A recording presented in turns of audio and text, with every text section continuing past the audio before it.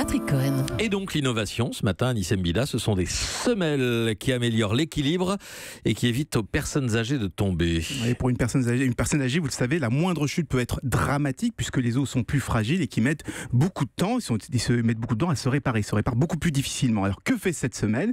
Eh bien, pendant la marche, elle détecte le moment où on pose le pied par terre et toc, elle envoie une petite vibration.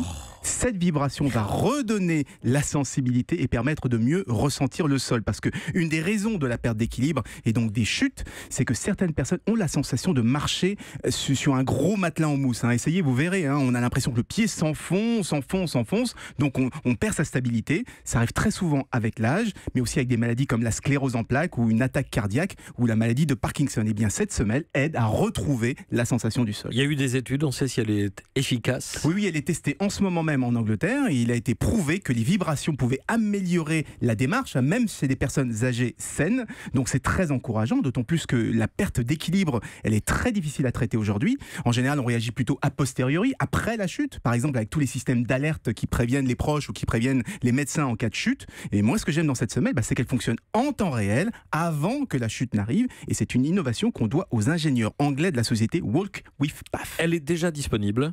Alors non, c'est encore un prototype et comme c'est un produit médical, il y a beaucoup de choses à valider, mais si tout se passe bien, elle devrait être disponible en milieu d'année prochaine. Merci à vous, Anis Mbida, et revenez demain. Europe 1.